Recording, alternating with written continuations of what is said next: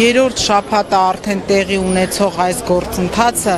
ինձ թվում է առաջին հերթին խախտել է բոլոր բարոյական եւ մարդկային նորմերը, որովհետեւ իրավական նորմերի կամ ինչքան էլ խոսենք, այո, օրենքը օրենք եւ հասկանում ենք, որ պետք է օրենքի առաջ ասում ենք բոլորս հավասար են, բայց գոյություն ունեն բարոյական եւ մարդկային կարմիր գծեր, որոնք իրապես խախտել չի կարելի եւ ես կարծում եմ, որ այո, այս երրորդ շաբաթն է հանրությունը, մեր համաքաղաքացիները չեն հանգստանում հենց այդ նորմերի խախտման հետևանքով, որովհետև կարծում եմ, որ օրեցօր այս անարդարության ճգնաժամը ավելի խորանում է մեր երկրում, այսինքն օրվա իշխանությունները կենտրոնացած են հենց Գագիկ Ծառուկյան անձի վրա, բայց դրա ետևում մենք տեսնում ենք, որ օրեցօր այս խնդիրները ավելի լուրջ են դառնում եւ ճգնաժամը խորանում է, մենք ամեն օր այստեղ տեսնում ենք այն աշխատակիցներին, որոնք աշխատում են պարոն Ծառուկյանի տարբեր հիմնարկներում, տեսնում ենք, որ այս ամառվա տապին մարդիկ մնացել են առանց աշխատանք, առանց գումարի, առանց ապրելու միջոցների եւ նաեւ սրա հետ մեկտեղ խախտվում է հազարավոր մարդկանց աշխատանքի իրավունքը եւ նաեւ այստեղ նորից եւ բարոյականության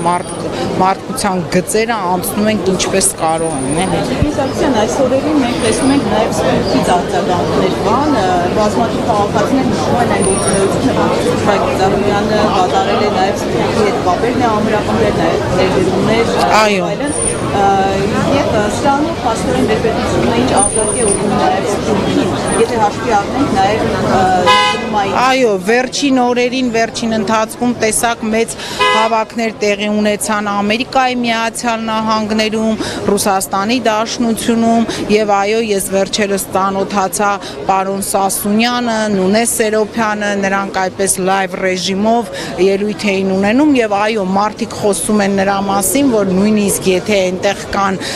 Սփյուռքի մեր ներկայացուցիչներ, որ անձամբ Գագիկ Ծառուկյան չեն ճանաչել, բայց նրանք ասում են, որ նրա ներդրումները, նրա գործունեությունը Հայաստանում որպես բիզնեսմեն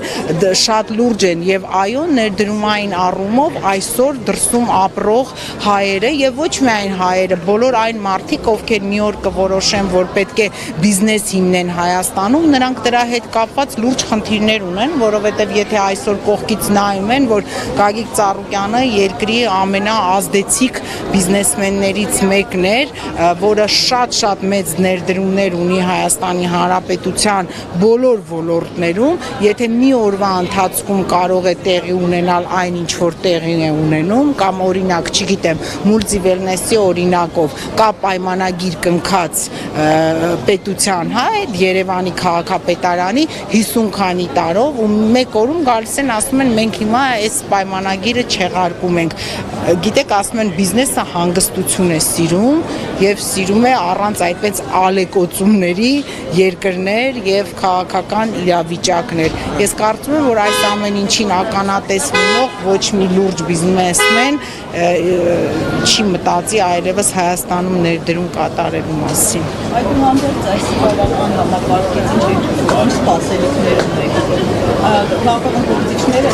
նոր տարբեր սկզբունքներից ասում են, որ Գագիկ Ծառուկյանը Խաղմանդակյանը եւ որպես առաջ պետք է ազատագրվի։ Իհարկե մենք արդեն շատ վաղուց այս ամեն ինչի մասին խոսում ենք, որ սա քաղաքական աստառ է այս ամեն ինչը, սա քաղաքական հաշվեհարդար է, բայց գիտեք ինչպես ասում են, հույսը վերջինն է մեռնում եւ ես ուզում եմ դեռ հավատալ, որ Հայաստանի Հանրապետության իրավական մարմինները պետք է կատարեն արդար որոշում, որտեվ ես այստեղ արդեն ասում եմ ուղղակի որպես քաղաքացի, եթե մենք այդ հույսն էլ մեր մեջ մերցնենք, ուրեմն վաղը առավոտյան արդեն այստեղ ապրելը շատ դժվար է լինելու։